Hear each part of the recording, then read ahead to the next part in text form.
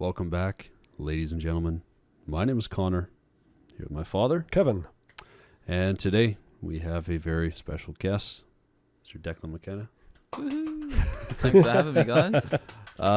First, I want to say, how are you doing? How are things? Great.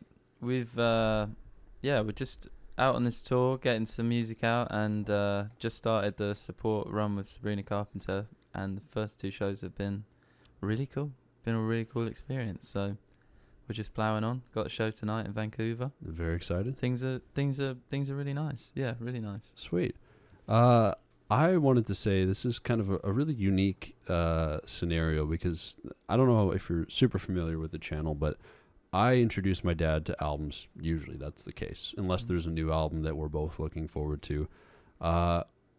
We both came across your music in completely different ways. And then we kind of found out at the same time that we had been listening to you. Right. How did you come across this music? I feel like that's an interesting story. Mom was a huge fan. My mother, yes, Yeah, not grandmother. Right. Not your mom. Was a huge fan, and she put on British Bombs one day Right. when we were upstairs, and she lit candles, and she said, "Let's get it on." And Yeah. I'm like, "Really? No, and I'm totally joking." That would have been a first. we were on the back porch, and she was listening to music, and I was like, "Who is that?" And then she called me outside. She had the Bluetooth speaker on. She goes, check out this artist. It was you. She was freaking out, showing me all your music, and this is the first thing on my thing here. She was so pissed that she didn't get to go to the October 29th show at the Commodore Ballroom because she couldn't get tickets. Sold out. It was busy. Real fast. Yeah. No, she didn't end up going. So she's probably, I don't know where the heating vents are right now. She's probably listening to you right now through here. She's upstairs working right now, but she's terrified to meet you. So, but I think that was my introduction. So I ended up listening. Get her in. Yeah, she will not come down. There is no way she'll come down. Guest appearance. It would be tough to get her down here. But then with me, so while this happened, last year? Last year, yeah. So you'd been listening to Declan just casually without telling me. Keeping me, gatekeeping. Sometimes I have to be sometimes I have to be ahead of him.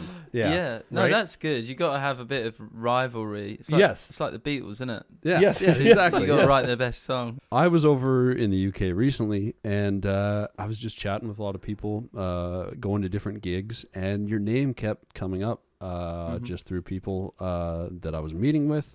And they were like, "Oh, have you listened to his newest album?" I was like, "No, I haven't. I've heard the name here and there." So I checked out the album on my flight home, and I was like, "Oh, we got to do this on the channel. I got to show my dad this record." And then I told you, and I was like, "Dad, there's this artist, Declan McKenna." I was like, "I know." And I was like, "What the fuck? How do you know this? How do you already know this?" So it was kind of a cool experience because you hadn't listened to the new record yet. No. But you had heard his music, and for sure, yeah. I had listened to the parts of the new record, and so I was just kind of going through the Spotify, whatever it's called. This is Declan or something like that.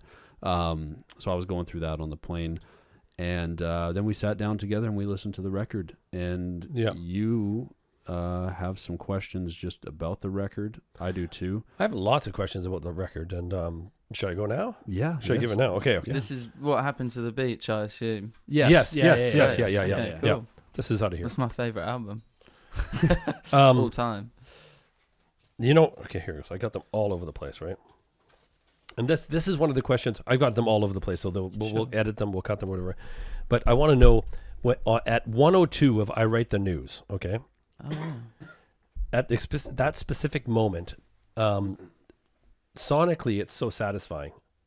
And I'm wondering, is that something you thought of when you were writing it? Or did that happen in production? Like you had a little bit of a lo-fi thing going on, and then it's just like you go boom, and you just get the body shivers, and it's a crazy feeling. Are you thinking about that and saying, okay, this is how it's going to be while you're writing?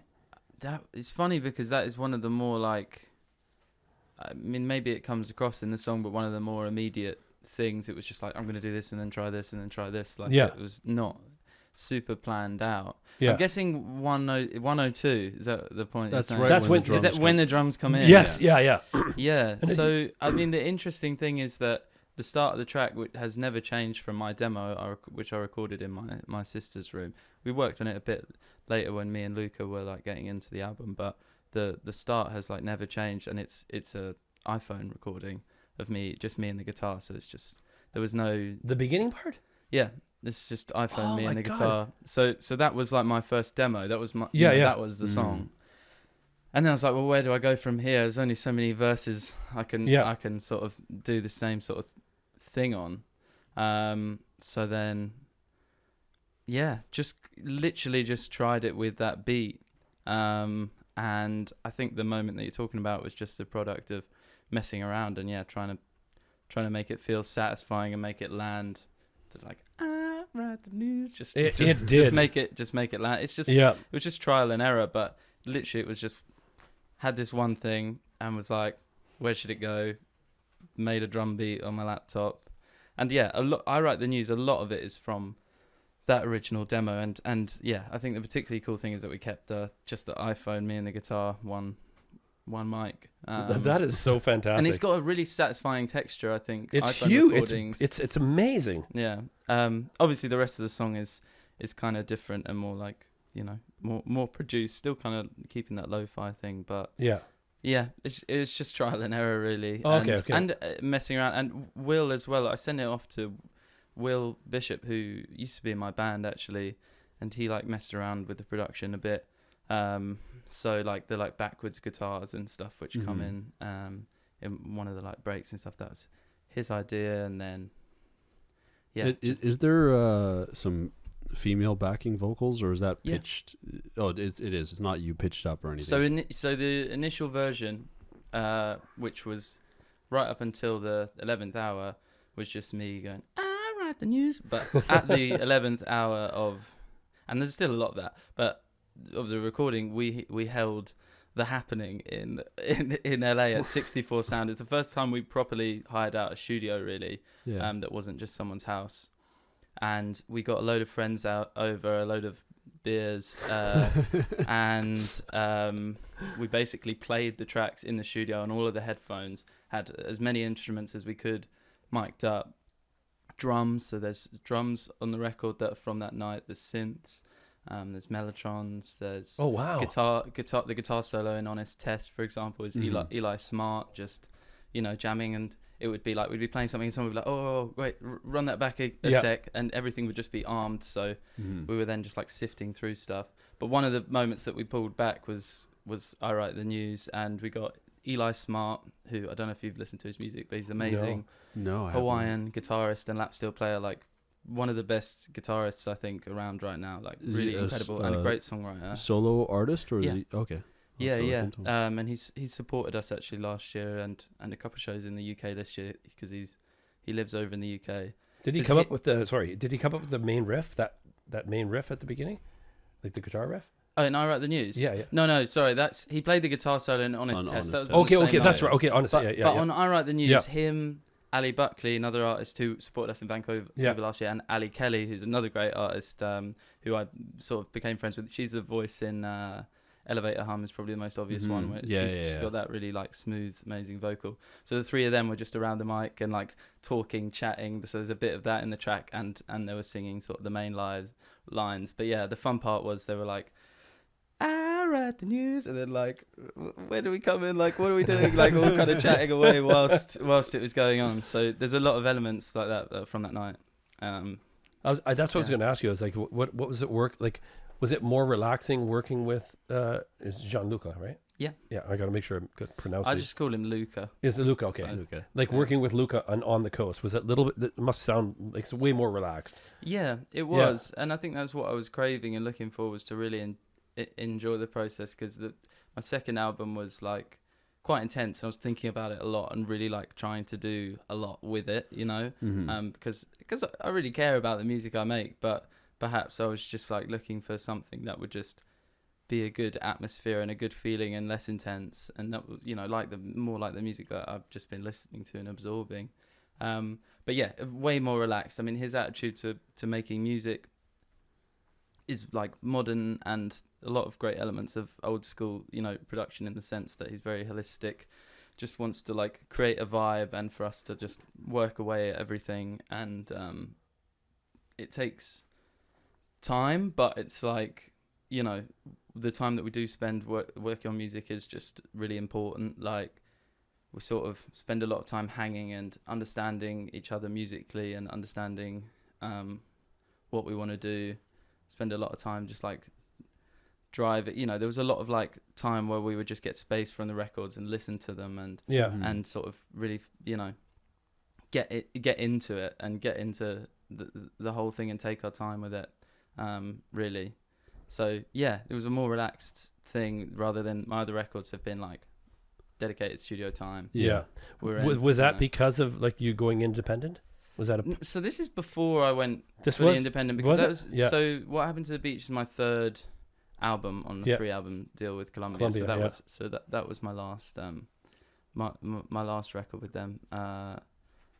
But it's more just my own experience, and whether I'm obviously independent now, but whether or not I'm independent, I've just sort of spent a lot of time learning how I want to make music and always wanting to change as well with each album. So really it was more, I definitely could have done things in a more traditional way, but I was really set on, finding something new. And do you feel like that is an approach you want to continue in the future?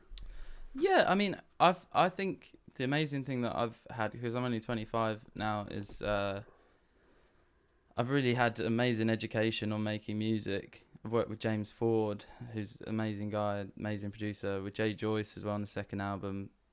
Same thing, just really brilliant producer, different kind of vibe. And then working with Luca, which is, completely kind of other end of the spectrum, really. Like working almost more a natural way, more like I would be in my bedroom making music. And like I've kind of been like learning to take the best of like the hi-fi stuff and the stuff you learn from really having to make decisions in like a big studio where you haven't got much time, but also the stuff that is really beautiful in rawness and like capturing moments in that are not put together, that are not planned out, which was a lot of like what we did on the new album, was harking back to the beauty in those like early demos where you're just messing around and discovering. That's the best feeling, isn't it? So I think going forward it's like combining both, where it makes sense to, and that's what what's exciting really, is that I feel like I've had this great education from everyone I've worked with.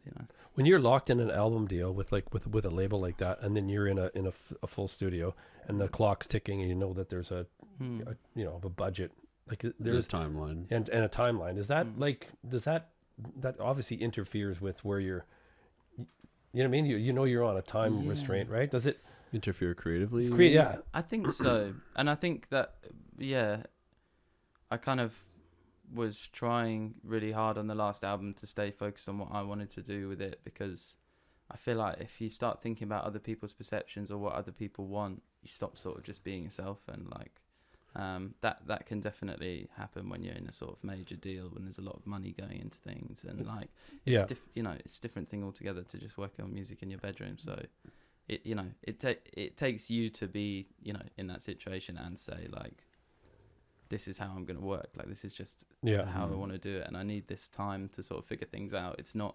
there were definitely a lot of times where I had to be like, I can't just say, oh, we're going to go into the studio for 2 days and get these 2 songs, because that's not how we're going to work on it. We're going to spend time, we're going to build things gradually and find the right elements. And if we need to go backwards and sort of pick out bits from the demos and just use that, then that's what we're going to do. It was really about time and nurturing the songs, and sometimes that can get lost, I think, when it's like, the traditional thing to do is just go into the studio with this big producer and get it done. Get it done. What was the first Beatles album was recorded in like a day or something crazy. Have you watched the Ruttles? No. Oh, it's so good. It's like the Beatles parody. No. Like, the first album took 20 minutes to record. The second, even longer. There's some amazing quotes in that. So, bringing or having these songs, the album's been out for a little bit now. How is it bringing these to life, to your fans and also to people that may not know you? What is that experience like? Bringing your music alive to people that, you're trying to introduce it to, in terms of opening for Sabrina. Yeah, I mean, it's obviously different, but so far I've found, I didn't really know what to expect to begin with, but I found her fans really just receptive and really positive. It's encouraging. People, shout and scream and clap and stuff, which is what you want. It's different. It's different because, I was kind of discussing this with the band. Like, we're used to certain moments in the set because we haven't done a support tour since my first album, really. Like, even before that, maybe. We've done a couple of things here and there, but not like a tour. And we're used to people sort of filling certain gaps in our set. Certain, like in British Bombs, I can generally just take because there's so much vocals constantly and it's really high octane. I could normally take a breather in the first chorus because everyone sings it. And it's kind of like a chant on the track anyway. So I can't do that on this tour. I have to keep going because otherwise people aren't gonna hear the words. And I sometimes step away and I'm like, no, I have to lock in. They're not gonna do it. Or there's a line in Nothing Works that is like, I love war, and everyone sings it like it's, They don't do that. I have to really sing I love war with my chest. A question just came up for me is that I always wonder, because I've been a wannabe musician since I was like a kid, right? Writing music and stuff like that. Do you get the same? And you've been a couple arena tours already, right? With Sabrina? I've never played arenas before. This is actually with Sabrina. There's been 2 now. Oh, sorry. Yeah, two, right? Yeah, sorry. Do you guys get a different mix through the main monitors? Because at concerts, the opening act, you hear it from here. It's doesn't feel like it's got the big kaboomba.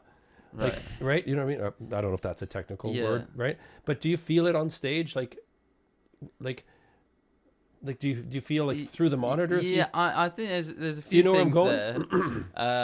Because we have in-ears, right? So we're listening to our own mixes. We have a monitor engineer doing our own mixes. So you probably are feeling, in terms of what the PA is playing, like less bass and stuff, because they're probably, whether it's like noise curfew stuff, like we're probably given like slightly less room to push. Normally, like, there's not noise curfew, but there's like decibel limits. Playing at certain times, and it's kind of why like certain like festivals are super quiet when they're like in a city, and it sucks. Like, so it's all that sort of stuff. Like they have to like have the decibels sort of average at a certain point, so they can push it a little louder at certain times. But then, they also have to have it quieter in certain times. And I imagine, I don't really know what it is, but I imagine we just have a slightly little bit quieter thing. Yeah, I always people wonder, are coming into the venue. And well, I've noticed that with opening acts. Is I always notice who did we see? We saw Casey Musgraves. Fontaine's recently. TC. Well, true. Boy, that's a better example. I wanted to punch the soundman. Yeah, we went to go see the Arctic Monkeys here at the same venue. I think that you'll be playing at tonight. Right. And Fontaine's was playing, and this is before Romance, but we got tickets. I mean, I love Arctic Monkeys, don't get me wrong, but we were really going there to see Fontaine's. Yeah, sure. And we were like, they were like, well, okay. I think one thing, I don't know if they were turned down too much. Like, I think it was fine, but it was more the people in front of us, like bringing like popcorn and chicken wings. Maybe that. You know what? Yeah, you're right. I'm trying to listen to "I Love You" and he's doing the big part. And then people got, and the bass is coming. Someone's got a hamburger and they're walking right in front of you and they step on your feet. I would blame those guys. I wouldn't blame the sound guy specifically because they've probably got someone over their shoulder being like, "The limit is this. You can't be louder than the headline act." As I say, I actually don't know. Like with this show, but I know with festivals and things, that's what they do to keep to like noise limits and stuff. And I've been to gigs where they don't, or they clearly are not adhering to like a noise limit thing, and it's way too loud, and you're like, this is actually too much. Like, why? Too much. Why is this gig being mixed with this? But like, you put earplugs in and it's still too loud. So there's a reason to having a decibel limit. But yeah, it happens for different reasons. I have another question now. It's sitting here in this mix here. Is that, what do you prefer? Because a lot of people don't know about in-ears, right? And I've always right. Yeah. What do you prefer in your in-ears? Like, are you looking just for vocals, drums, or are you looking at, you don't go to click? We half of our show, or actually, when we're playing a headline show, the majority of our show is not to click anyway. Yeah. We have moments that we need it for synth stuff mainly. It's like why we need it. But I sometimes have a bit of that if I'm playing on my own in a song that has click. But what I say, like, to my monitor engineers, that I really like balance. Like, I really like to feel in the song. But it's tough because sometimes, like, the sound isn't great, or there's too much ambience, like, just from the room, and you need to, like, hear the essentials. I need to hear my guitar, obviously. I need to hear my voice. But I in a ideal situation, I really like to hear everything, because I just like to get immersed in the song and feel it. I feel like I take vibe over precision, but basically everything. So if I'm like feeling in the song, like, I feel like I'm just going to play better, even if I'm not like got my guitar right up there. Whereas I think my guitarist, like Isabel, for example, she wants to like hear her guitar really. Like, everyone's really different. Obviously drummers are very kind because if they have click, they really have to hear it. And like, so everyone's different, but I kind of try and have like a front of house mix if I can. That's perfect. Right? I did have a question about chords, but also I wanted to ask about the static noise that happens throughout. What happened to the beach? We had lots of questions during our reaction. Yes. But where does it happen? Sorry, I need to. On certain songs, it's the tail end. The tail end of certain songs, there's a like a staticky kind of almost like distortion noise. And we were going going deep into conspiracy theories about the what's it called, the metal detector, and we thought maybe that's something to do with it. Is there anything to that, or is it's? Are we just weird? Did we just smoke too much? I wish I could say it was on purpose, but I think we just make a lot of gnarly sounds, and they sort of tail off. I was using this box. Which is really cool. It's actually still in LA with Simon, who engineered on the record. It's called the Dust Collector, and we use that maybe a little too much on What Happened to the Beach. It has a spring in it. It has like tape that you can run stuff through, and a tape delay you can use as a phaser. And it's just all this like muffly, warm, sort of, I guess, analog stuff. Because a lot of the recording was very direct, very digital, very few amps, for example. Very like, basically bedroom recording a lot of the time. We would then wound up running drums or guitars, things through the dust collector again and again. So through tape several times, or through the phaser and the spring, to get like, so there's like a lot of stuff like that, and that is probably just the result of like pushing sound, and then at the end it's getting it's just like elevating the sound of cracking. What songs does this appear in? Because as we went through, I'm like, I'm really not sure. I was like, we'll have to look. There was at least like 3 or 4 where we pointed it out. Our reaction's coming out in the next couple of days once it gets edited, and we'll watch it again. I'll be like, okay, these are the ones. I'm like, is there a theme here? Because I was freaked out about the 2 cows.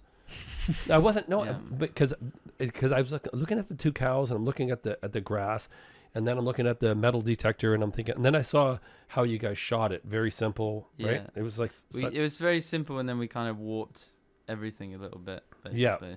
And so I'm like, okay, there's got to be more to this. Like, you start analyzing, right, and going way too deep. Well, there is, and it's just that we spent a lot of time, and there's a lot of little like nuances, little moments that happen, but a lot of it is accidental. That was kind of the beauty of this album, was that it was rooted in like trying to just cultivate a vibe and creating little accidents, because I feel like as it went on, I just wanted to maintain the feeling that I think has been maybe in a lot of my like demos that hasn't made it on the record. Like a lot of my production ideas, and Luke is responsible for a lot of it as well. But like, yeah, this sort of like loose feeling that I feel like is a big part of me as a musician, but that because, you know, we'd sort of re-recorded, you know, hadn't really used much of my demos in the past. You hadn't really been able to hear like my production stuff and the stuff when I'm just mucking around. So that's what this album has a lot of, and that means a lot of random noises. Well, what DAW are you using? Like, when we're doing those demos? So it's a combination, but Ableton. So I got into Ableton on this album through working with Luca, because he's big on Ableton. But some of the songs started on Logic because that's what I started out on, and then gradually we moved everything over to Ableton, and then back to Logic actually in sort of later phases, weirdly. So bit of everything. I now have both on my computer because I don't know. There's something about inconsistency which I love, like something about not your feet not quite touching the ground. Bit of a like Bowie thing, I guess. Like that I really like. Yeah, we only know Logic. You both and I. I started in Pro Tools. Well, yeah, you started. Okay, yeah, you're old. But I'm old. Thanks. I already know that. No, I know. I know I'm old. No, but you were like Pro Tools in like the 90s. You were. I still use Pro Tools. Like, but then we moved on to Logic. Yeah. You and I, and I want to learn Ableton. Ableton is one that I've just, so many people have told me about Ableton, and how I always hear people say it's better than Logic. Would you agree? They just have different features. There's things that are way better on Logic, and there's things that are way better on Ableton. Like if you just want to, like time stretching on Logic, it might be better now, but traditionally it's been quite an ordeal. A pain. Whereas in Ableton, I can record something at 115 BPM and make it as fast as slow as I want, and it's like sounds reasonably. Oh no, really? Good. Like it just warps and adapts things really, really well. So that's what I really like about like the demo phase with the Ableton is that I can be like, actually, it needs to be faster. Let's change and it. And just do it. Like the new songs actually.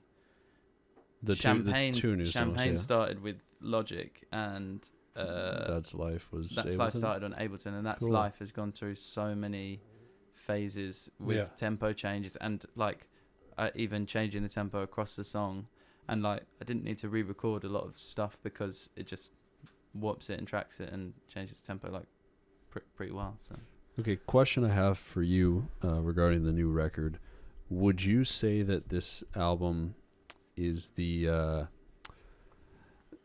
closest to Ram out of all your albums? Oh, absolutely, yeah. Because that's kind of what I got. Like right after our first listen, I was like, it's giving me like Ram, just Ram energy. I don't know. I just feel like Ram just coming out of the album. Yeah, totally. That's got to be one of the earlier like records that sort of exercise that recording style. You know, that's sort of evolved into like the modern way, really, which is. Well, we were just listening to Ram yesterday. You had not listened to Ram before, which was crazy. Oh, I thought. no way. No, so you know it's we got crazy. to listen to it together for the first time. We sat in the car and we were driving around, and he played it for me. I'm like, wow, holy crap! There's that rawness about it. Like it sounds like it's going to tape. I know I sound like an old head going. It sounds like it's going to 2-inch tape off the floor. That type of feeling. And that's what. But there's also the inconsistency that I love. Oh, that's for sure. You know. You know, certain tracks sound totally different, and they sound like they could be mixed totally different, and which is super cool because if you start an album in 1 to 12 tracks, right, and everything is basically the same, I get bored as shit. Well, I mean, sometimes it works. I know, but I think sometimes people get too deep into consistency with records. Like, I don't know, I get it. Some projects are very based on having a consistent sound and aesthetic, and like that's what some music sort of hinges on. But for me, a lot of great records actually are more diverse than you realize. Like Simon and Garfunkel are a great example of that. They make it consistent by like you know, perhaps having acoustic guitar a lot of the time, and it's Paul's playing, or it's, you know, their harmonies and stuff, bring it together. But they would, like, in bookends, or you know, in a lot of those albums, they went through like weird you know, genre changes. There's like bookends is crazy, because I don't think of it as like the really, like, I don't know, I feel like I don't think of it as experimental as like the most experimental like 60s record, but then I listen to it and I'm like, they're like sampling stuff, and they've got that like, just, is it like an old man just talking for a minute? And like, I don't know, there's something about records that just move around and do random stuff that just feel creatively free that I really love. So I love Ram. For that it's reason, just a totally sick record as well. I heard that somewhere from a little bird that you played the kit on Champagne. Yeah, I played drums on Champagne. I will say definitely like a bit of quantization going on, a bit of fixing, but yeah, I played drums. It's totally fantastic, and that brings me all the way back to you growing up. I heard from a little bird that we're both in the same sort of predicament. I'm the youngest of 6. No way.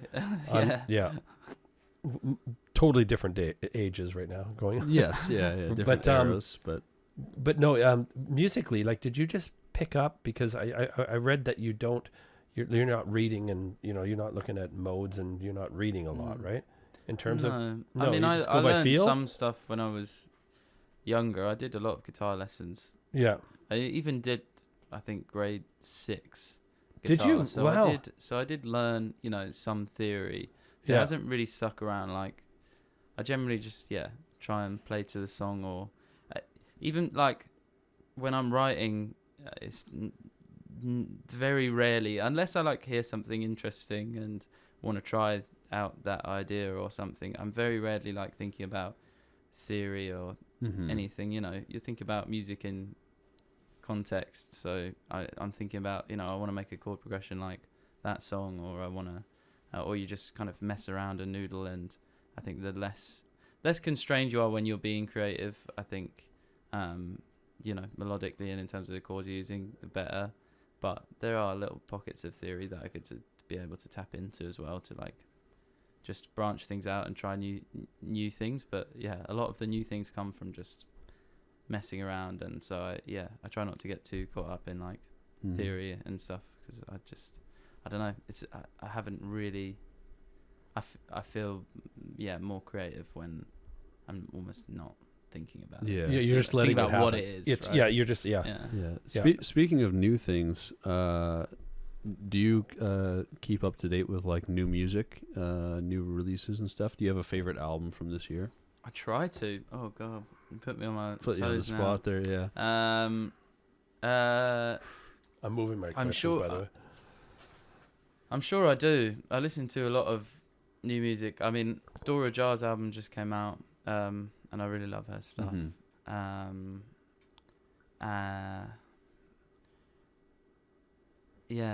Sabrina Carpenter. Obviously, Sabrina Carpenter. I really love that record, and actually hearing it live has been really awesome, because there's like moments that, you know, are just different live, and you kind of like click with certain things differently live. And what are some albums that you had playing while recording the new record? Good point. A lot of like LA Priest and Conan Moccasin kind of stuff, and they have a project together called Soft Hair as well, which I love. Listen. Oh, you gotta should check it out. Yeah. Have you listened to any Conan Moccasin records? No. You have? You have. Yeah, no. I have, but no. Not the, what was it called? The one you mentioned? Soft Hair. Soft Hair. Yeah, that tune "Lying Has to Stop" is a great gateway on that stuff. That is just an amazing song. I'll have to check that I out. would recommend, if you want to do a review, to try the what's the early Conor Moccasin album, Forever Dolphin Love. That album is insane. Is it?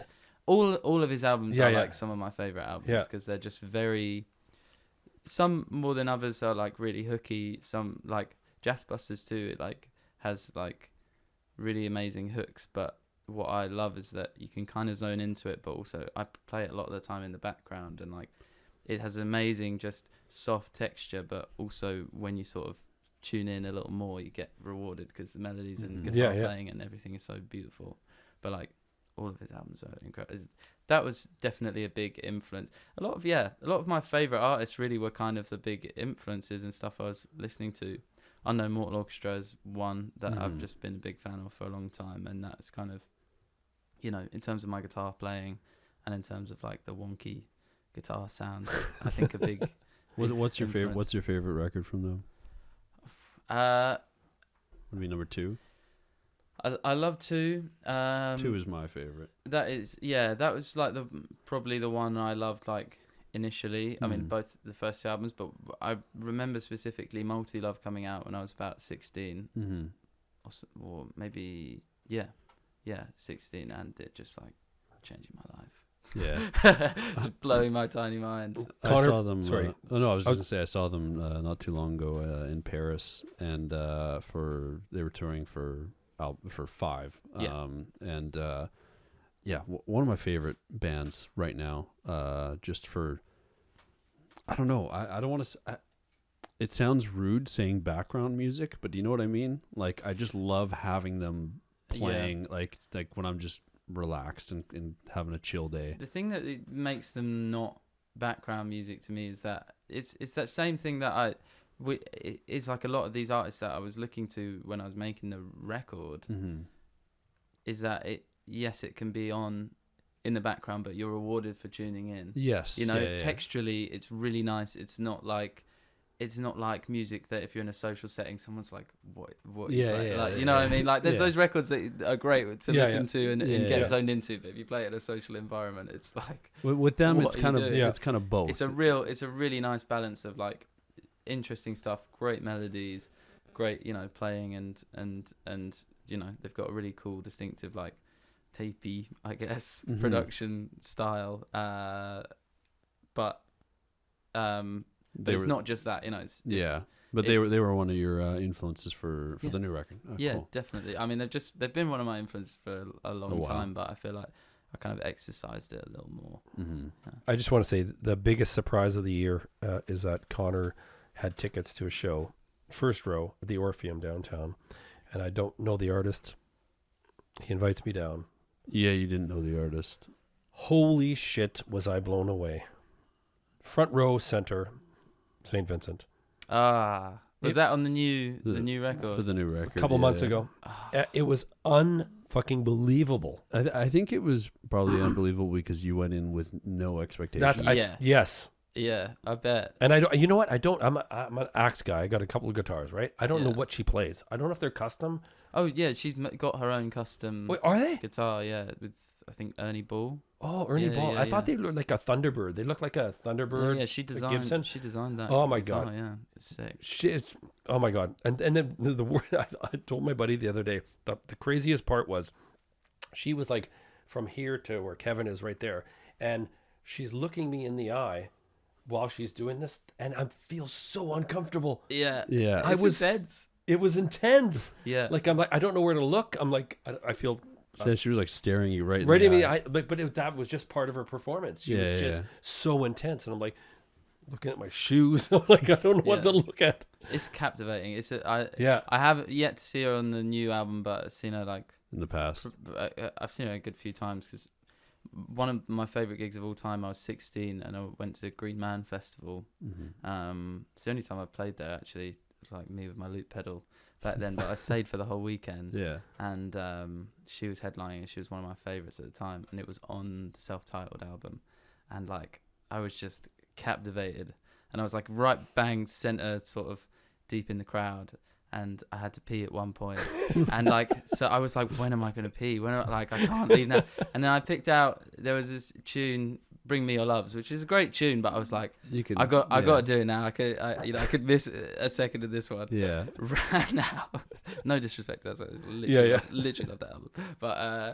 But I managed to like get back into the crowd. It must have been taking me like a minute to get from the middle of the crowd because I just like pushing people.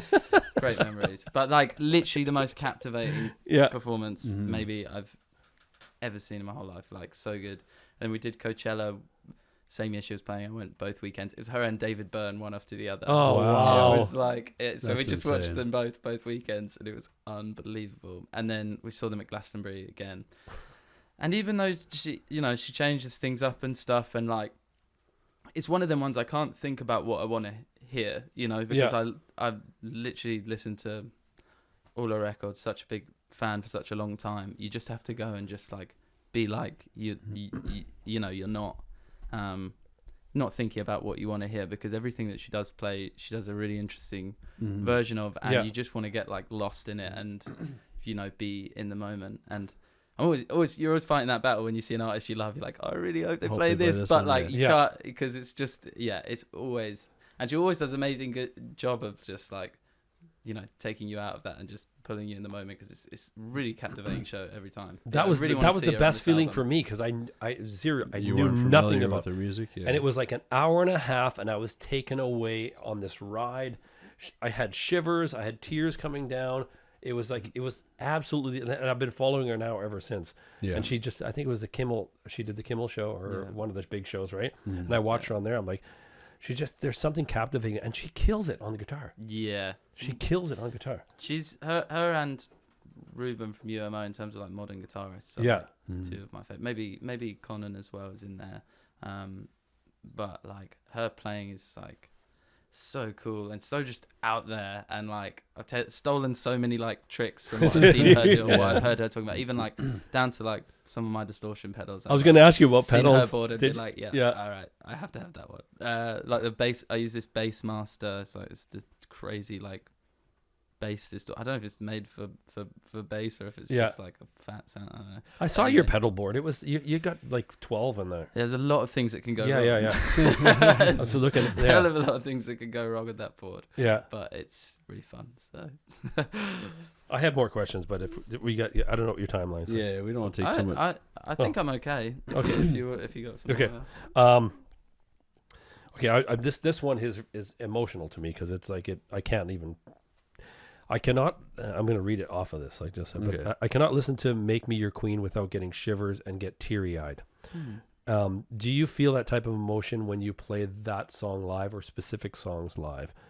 Do you like? Is there specific songs? Are there songs that are hard for you to play emotionally, or do you feel like a little bit different than different tracks? It really depends. Like sometimes you're kind of a bit out of it and you're just in autopilot when you're performing. But I really, particularly when there's moments like that are very like stripped back in like the start of "Make Me Your Queen," I really try and like zone into it emotionally, because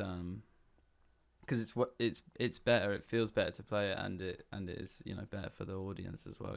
When you're really zoned in. But there's definitely times when you're a bit on autopilot, and I think that's when the shows are the worst. And that's kind of why I'm a big advocate for changing set lists all the time, so we don't get too comfortable. Because I just feel like when we've done tours where we've like repeated set lists too much, I've just started to like lose get numb to it. Whereas you want to be playing a song and be like, oh yeah, forgot, like we're great at playing this one, like it feels really good. But it depends. There's different times where like if you got some shit going on like in your life, there's certain songs that will like pull it out of you sometimes, and I'll get really emotional.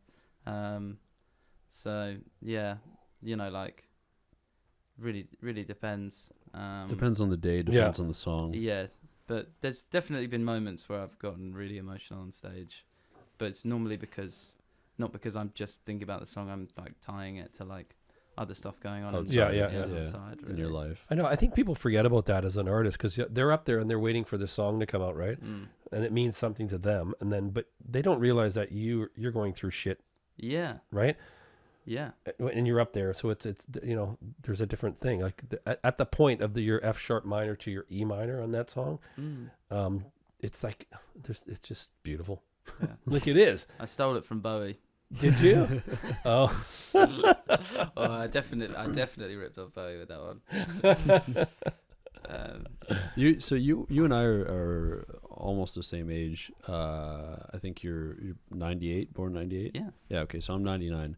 But were you've been a Bowie fan most of your life, I'm assuming? Really more as a teenager. Okay. So, but were you there for the Black Star release. Like, okay, that's.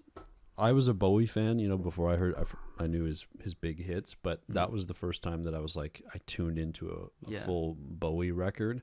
Yeah. And as a 15, 16-year-old, that record changed me. I was like, especially, have you seen the music videos for those? Yeah. Yeah, those Crazy, are right? Lazarus, like. Yeah. It was probably one of the most insane album rollouts that I experienced in my lifetime. I don't think it can ever really be repeated. No. Because I literally culminated in him obviously passing away, and it just like gave this whole. Well, he passed away like 2 days after the release or something. Yeah, it gave the whole thing a really emotional stamp. So basically, the whole time it's like absorbing that album, you're also like just really feeling this sadness and the sense of like impending.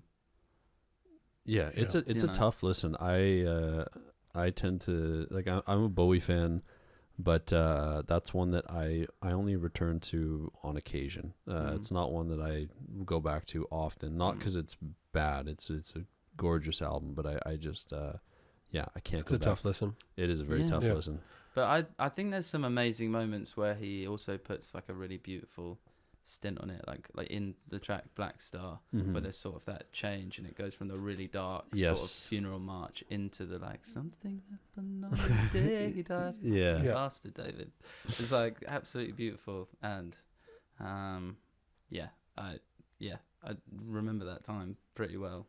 I remember one time like being sat on a plane, because when I started touring, basically it was around at that time that Bowie died, and being on a plane somewhere and just putting on that album, and the plane just taking off in that like section just as it got to the like video. I was just like, I don't know. Question for you. My sort of teenage self just being like, it's a message. Do you ever try to time that on a plane? Because I do that basically every time I'm on a plane. I will time something with try to time like the beat drop or something big. I don't know how you really do that. I'll have to re-listen to the song like 14 times. Like I'll keep because I think the planes I feel like because it's like the plane's moving, you're like all right, ready, it's going, and then they stop for a second and there's another plane, and then I've only gotten it a couple times. What was I listening to? Just recently I went to London and there was a song. Oh, it was I was listening to Taxman, and it was the guitar solo on Taxman, and it just as the plane, like you felt that I was very satisfied because this wasn't even a timing thing. Like I was just going through an album and then trying to pick out what album to listen to. So I put on Revolver, and then Taxman comes on, and then I feel the plane engines start to move, and I knew the solo was coming up, and I was like, oh my God. I was like, it's going to happen. And then it was like right as I was taking off. Kind of sounds like an engine's breaking. Yeah. But I haven't done that, but what I have done is on New Year's timing. Oh, time songs. So I remember famously, I think it was because in the same year, talking a lot about David Bowie dying, but the year he died, also George Michael died. So there was a lot of like. Didn't he die on Christmas? Yes. Yeah, around then, and Prince. I think they were like all the same year. It was a rough year. So there was a lot of like, thinking about all of those people at that time, obviously. And I remember playing Life on Mars like a minute, whatever, or before midnight. So and you can time the it. first chorus would come in at midnight, and we were on some hill in South London watching all the different fireworks across. Oh wow! Like, take a look at the wow! And you're just like, wow! That was been amazing. All of these fireworks, like literally across the whole city, you could see. Oh, that's really awesome. Just like that, creating movie moments. Yeah. Have you done that? Have you tried anything like that? No. I'm not even gonna go there because I'll be talking sexually. Yeah, you were gonna make a sex joke. I know. Yeah.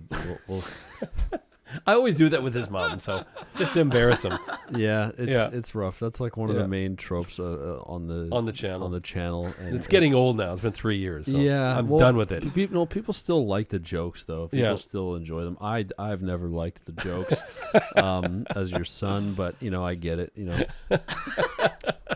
Sometimes they're good. So, like sometimes I have to give you like props, like when you like when it's timing. Yeah, when it's like ones that are like okay, you didn't have to. You're reaching for a joke. Yeah. But I'm hoping that you fuck with it in editing. Yeah, I usually do. Yeah, I usually kill it off. I'll usually right? cut it. I usually cut it out. Move on to this. What do we call it? We have a lot of different names for this. It's called Grab My Bag. What's in the bag? We've changed it a million times. Yeah, it started long with Danny Brown. With Danny Brown, and we've kind of just changed the name, but we'll go for Grab My Bag. For you this grab my episode. bag. Yeah. So we have a bag. We have a bag here. And what do we start with here? Let's start with the Sage. You want to do? We'll that? start with Sage. Yeah. You want to explain what this is? Yeah, I'll explain. This here for you is because you're starting on a tour. Yeah. And this is a local company. And this is not tested on animals. It's vegan free, and it's a vegan free. Vegan free. Vegan free. We want the world to be vegan free. Finally. Screw the vegans. It's a pocket pharmacy, and it is a right here. I'll pull it out here for you. There it is, and it's got all the. Why is everything stuck here today? I don't know. We're not sponsored by Sage. We're not sponsored by but Sage, but we just like them. If you would like to sponsor us, we would definitely do it. Whoa! So there's a lot of different aromatherapies for while you're on the road. You can roll them on your neck or wherever. And they're just you don't get sick, and there's just a eucalyptus, and there's a bunch of different ones, right? Yeah. Oh, that's so thoughtful. And it's you can bring it through airport security. You can bring it through. Yeah. That's not a problem. It counts as like I think a medication. Just like different aromatherapy. That you rub on your neck? You can rub it on your neck or wherever, but it actually works. It smells good. Eater's Digest. I definitely need that. Which one is that? Eater's Digest. Peppermint Halo, Immune. I need that one too. Pain release, stress release. It's all the things that I need. Okay, that works perfect. Thank you guys. That's it. That's so sweet. And that's vegan leather there. So yeah, hell yeah. So it's I do buy leather, but I buy it second hand. Yeah. Oh, okay, yeah. So, but love that. It feels very nice. You can hand him the bag. Yeah, we can hand you the bag, so you can start going through the bag. Sure. Am I supposed to close my eyes? No. Not I mean, if you want. If you want, yeah. So yeah, we can start with that. It's just something for your tour. Yeah, these are all stuff that you could. I would have brought something if I knew. Oh, no worries. I got Sabrina like a card and a bottle of wine for the tour, and then like as soon as I sent it off to like her dressing room, I like got this amazing hamper with like everything you could possibly need for tour, and I was like, God, jeez. Should have done better. Should have done more. I owe you, Sabrina. If you're watching. Oh no way! It's playing cards. Yeah, just so you're on the bus or on a plane. What games do you guys play? Over here, have you got good card games? We don't play much card games. No, my wife's Italian, so she likes what's the Italian one? She likes to play. I should know the name because I played it so much. It's not. It's Kabul. No, it's got all the weird characters. I should know it. She's gonna kill me if she sees this. My Italian mate let's is go always play teaching us card games. When she says, "Hey, we all have to go outside and play." It's actually on the tip of my tongue. Yeah, we all have to go outside and play, and it's got the kings and the queens, and it's a great game. I can't think of it right now. Shithead. You ever played Shithead? No, I've never played Shithead. I can't remember the rules, but yeah. that's another one I played. That's great. Thank you. That's always handy. Are you on a bus now? Are you? Oh yeah. Okay, good. Okay. Oh, then okay. I don't go in a van anymore. Yeah, no, I meant flying every These time. days. No, no, like Learjet or shit like that. No, generally busing it. Okay. Around. Okay, that's good. Sweet. Then that would. We do. It is a life of flying as well, But yeah, where we can, we drive. The next two gifts, I don't know if you'll be able to use them, on tour, but just something I thought would be cool to have, like they're collector items basically. And if you have People capabilities on the bus. Oh yeah, if you have, but well, they're more collector items. So you'll see what we mean. All right. This one and the other one. Wow. Sorry, I wrapped this at 4:30 this morning. No, you did a really good job. It's I know with my family, it's like we reuse the wrapping paper, so it's super loose. Well, my mum literally, like, I'll be unwrapping something, she takes the wrapping paper off for next year. Off your hand. keep that neat there. We've been watching Get Back on the Bus. Have you really? Yeah. Oh well, there you go. It's Are a you on connector set. which? We just watched the first one. I've watched it all already. Yeah. But But- just rewatching it. That is so good.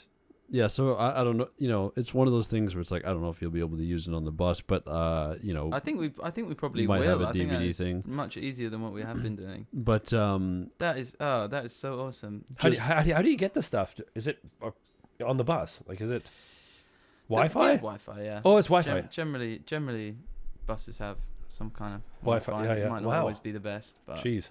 yeah. Oh, thank you guys. I absolutely love Get Back. It's like my favorite. it's crazy. It should have been 9 hours longer, really. Yeah, yeah.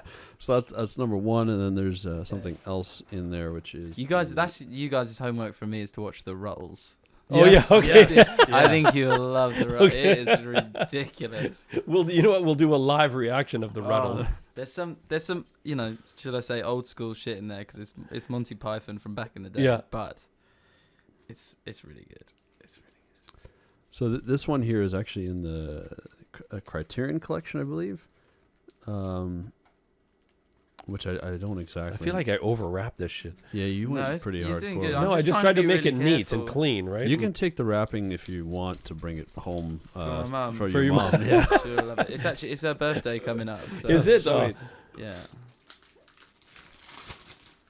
there we go. There it's out. Amazing. I'd probably this is actually really handy because I reckon we could watch these on the bus. So Moon Age Daydream. I actually don't think I've watched this one. Well, it is in the. I don't know if it says there. Well, it should say somewhere on the Criterion collection, which I believe is just. Do you know what it exactly means, Dad? I don't know. It's just It's something to do with only certain films make it into This that collection, yeah. collection. Wow. Yeah. I just bought one yesterday. What did I get? The Criterion Collection Yeah. 2022. Yeah, I actually don't think I have watched this one yet. That's great. That's really handy because, when we all get on the bus at the end of the day, I have been saying we need to watch more movies, and rather than everyone just sitting on their phone. Yeah. Yes. Yes. Yeah. Playing the same tunes over and over again. Yeah. Hell yeah. Thank you guys. Well, Oh, I think God. there's one more Okay, thing. there's It's one more at the absolutely bottom, spoiled. and you know what? I have to explain this with this large. Where is it here? I had one here. Question? No, it's just a little thing, but I can tell you after. Oh, here it is, right here. All right. Okay, You want me to open it now? maybe I should just explain this a little bit. Okay. Okay, we have a neighbor who passed away, who I befriended, maybe 30 years ago. Such a great dude. You've known him for a long, or known him. Yeah, you knew him. 6 for a long feet time. tall, great shape. I was 30. He was about 60 years old. Very quiet dude. He lived down the corner here. Didn't talk or boast about anything, right? And I found out years and years later that he's in the BC Hall of Fame, Right. and which is our sports Hall of Fame. Yeah. Right. So I ended up looking him up, and then I and he never even talked about this ever. But He he basically hid it from everybody. he hid it from everybody. He was such a Humble guy. humble gentleman, and he was a firefighter his whole life. But I'm just going to read this little piece here. His name's Ken Pears. Considered many to be one of the best goalkeepers Canada ever produced, Ken Pears was a product of the BC Juvenile Soccer Program. Also, one of the greatest personal triumphs of his of his career and Canada's was his 2-0 shutout of the Tottenham Hotspurs when they came to Vancouver Empire Stadium in 1957. No way. So I didn't know this for the longest time, and I looked it up, and I'm like, dude, you didn't tell me. He goes, oh, no. He was just such a humble guy. But he was the only person. Well, here only for Canadian yeah. keeper to shut them out. Yeah. And we were probably all right in 57 as well. no, you know what? Probably still had a decent squad. You know what? No, the GM actually said, we are actually quite good right now.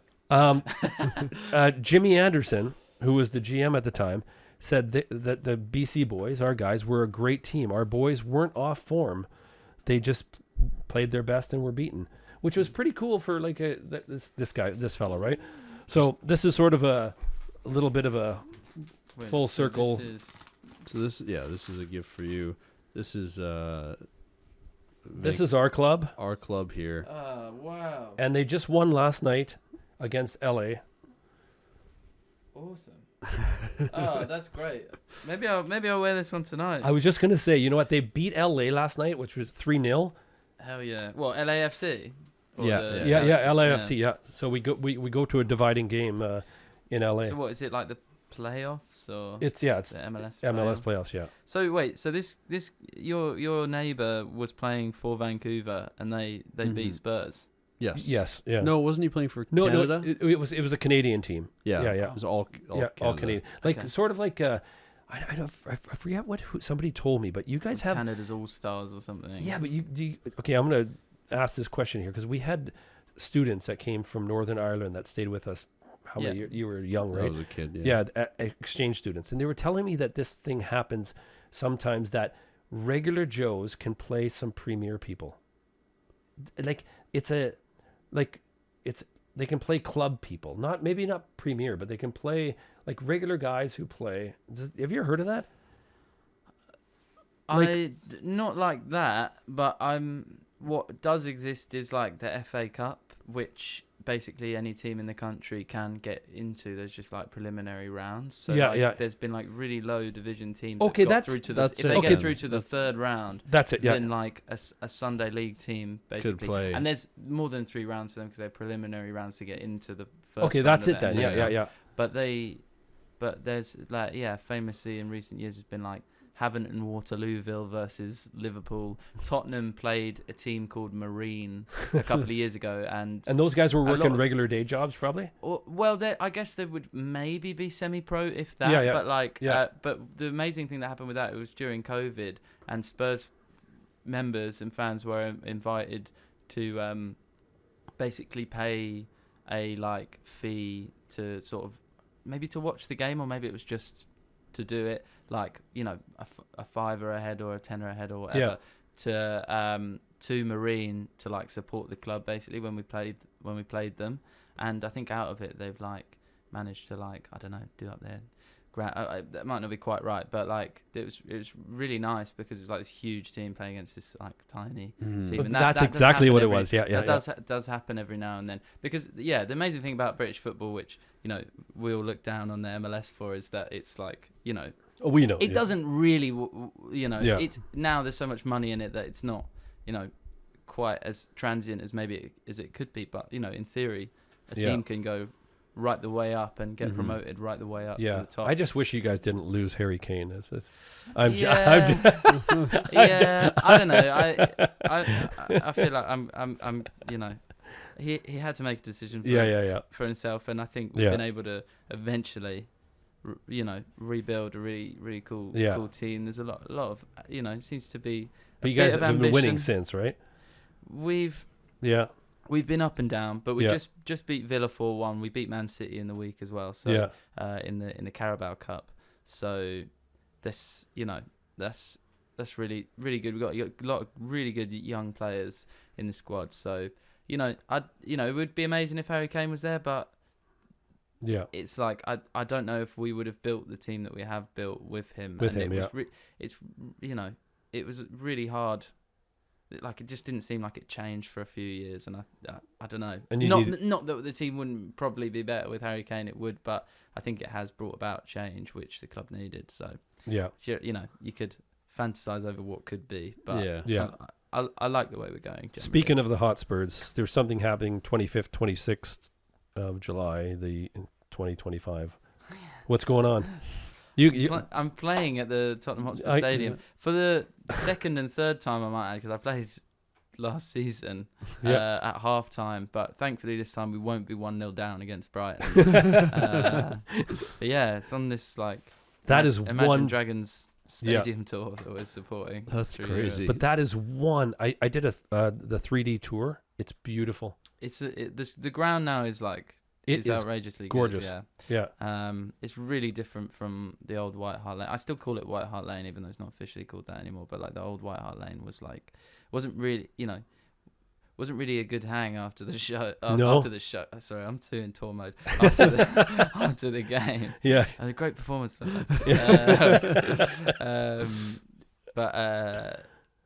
Yeah, it was like, a little bit. It was very grey.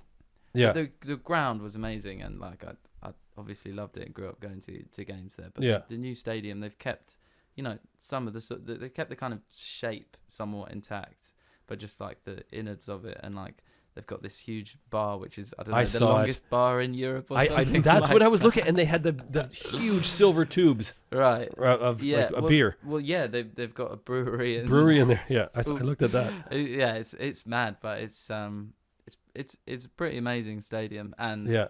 it's more just, even if it was, still the old ground falling down, it's still like Go there. as a Spurs fan, Yeah. it's an absolute dream to play at the Spurs ground. So, Yeah. That's gonna be amazing for you. yeah. Anyway, we'll wrap up the episode here. Once again, thank you so much. Yes, thank you so for much. coming through. Yes. Really appreciate it. For everybody watching, you can stream the new album. Can you buy it on vinyl? Is it on CD and vinyl yet? Yeah. What happened to the beach is on different formats. I don't know where you get it. I guess online. Yeah, because I We'll put the link here. I've been looking at record stores like throughout the city. I looked yesterday. I couldn't find it. Haven't found We it, need so to I didn't. distribute some. Well, I don't know if we have any on this because we're doing a support. Mm-hmm. Like I think we would have had some records on the headline shows, but maybe if you guys come along later, we could. I'll see if we have some around. Sitting around. Yeah. But yeah, album is out, and also you are going on tour after supporting Sabrina, right? You're So you have some shows. Yeah, so we have one headline show in Pomona, in California, and then in December we're going to Australia it's like a co-headline tour with Two Door Cinema Club. Wow. Which is really exciting, and then no shows until next year in Europe when we're doing that run with Imagine Dragons. But yeah, it's kind of interesting. It's all quite different from what we've done previously. Yeah. There's a lot of Yeah. like tours with other bands, and So it's exciting. everyone watching, if you have a chance to grab tickets to go see Declan, go do it. Stream the album, and thank you guys for watching, and thank you for coming. Yeah, no problem. Thank you. Thanks for having me. It's been Thank you. great. Okay, take care, Take care. guys. Peace.